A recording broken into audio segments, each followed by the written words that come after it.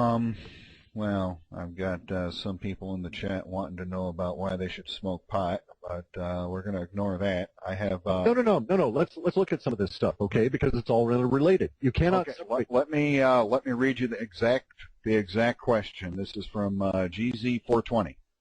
Ask about why the sacred plant ask about the sacred plant marijuana and why we should smoke it. But the question is, if you want to go there, feel free. I'm not going to go there myself. Sure, and let me tell you that there are many people that consider me to be a shaman. And coming from that perspective, I know about the 7 sacred plant teachers. Marijuana is down there in the first group of 3, the milder ones. And at the very top is Salvia divinorum. I am here to tell you that unless you are a shaman, leave Salvia alone. It will destroy you, and you will not gain from it. It is not a recreational drug. The reasons one person should smoke or ingest THC in the form of the cannabinoids from the plant themselves has to do with the fact that it is a neurogenic substance. You actually grow new neurons as a result of having it. It also, now we know, blocks out some of the 5 billion impressions you get from your reality every day, most of which you do not remember, but which take up a considerable amount of your energy, and thus allows you to free up and create new neural pathways. So it is also neurotonic in that sense, in that you grow new neural pathways. This has been shown. Harvard just recently came on out and showed that the THC molecule itself, in contact with a cancer cell, kills the cancer cell.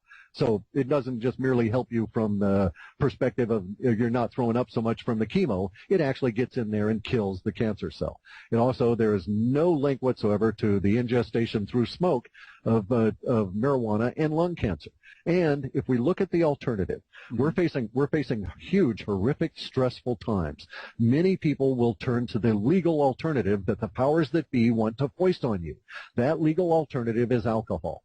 Now, I have a weird relationship with alcohol because my father was an alcoholic. I don't drink because I'm a meditator, but I tried to teach myself to drink in my 40s and discovered to my to a satisfactory conclusion what it did to my meditative body. And I will not touch alcohol because alcohol is not a drug. Alcohol is a toxin, and you intoxicate yourself by drinking alcohol. Give me someone who does drugs any day as opposed to someone who is poisoning themselves deliberately with alcohol. It also causes your vibrations to go for months in an altered form that drugs do not.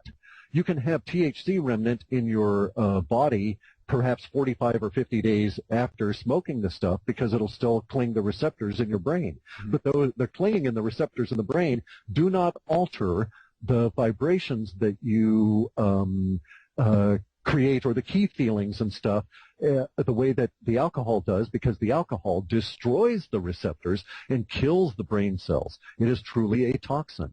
And so let us discuss things as adults. Humans, at least 40% of any human species or any human civilization, at least 40% of the individuals will be drug users. This is also shown in birds. Some species of birds, 40% of them, want to get intoxicated and will suck down alcohol wherever they can find it. Other birds use naturally occurring substances like kava and others. So it is not just humans that want to use drugs. The experience of being alive, especially in terrible, stressful times, is such that you need relief, as they say, basically whatever gets you through the night. But I'm here to tell you that the toxins that are in alcohol will not do you any good. And this is somebody who's got French blood going back I don't know how long, that, you know, I have a good feeling about wine, and I like wine, but I'll never drink it. But the concept is appealing. And yet I know that the wine itself, in spite of all of the glamour and everything that's been put around it, and glamour, by the way, means magic and delusion at its core. But all of that is covering up the fact that it is an intoxicant that the powers that be want to foist on you. So it's kind of like this.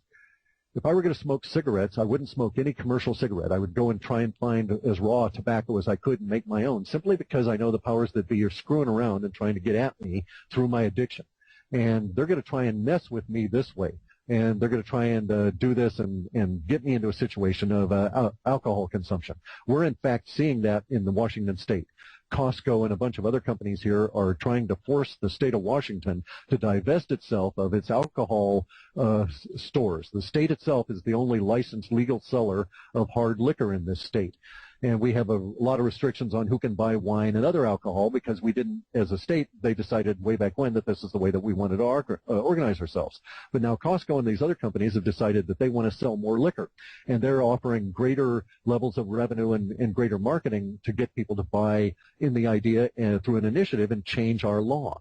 But fundamentally, what will occur? If Costco is correct and we're going to get greater tax revenues, then what must occur is there must be greater alcohol sales, which will degrade the society. Because as the Native American guys over here in Spokane note, you do not build a nation selling alcohol, tobacco, and fireworks and gambling to each other. Right. You build a nation by demanding greater of yourself. And I'm saying that we will always have drugs around, and it is better that we get the shamanic approach and build a structure that allows our society to continue and grow, even though we're going to always have this drug use. Look at the war on drugs and the horrific cost. And has it been successful? And how long has it been going on now? Let's see, 30 years, 40 years? When are we going to call a halt to this experiment and say that it's failed? Yeah, it just doesn't work. Yeah. Yeah. Apparently the chat is going insane over that last question. Congratulations. Yeah, I'm sure, yeah. But speaking of marijuana, that must be why I'm a super genius. Enough said about that. Okay, we have another question. No. Let's stop and make one comment. Okay. Carl Sagan. Yes. Smoked every damn day. Yeah. And geniuses abound that will say to you, Bob Marley, when you smoke the herb, it introduces you to yourself. And once you have introduced to yourself, a lot of crap falls away. And once the crap falls away, you can become a self-actualizing human.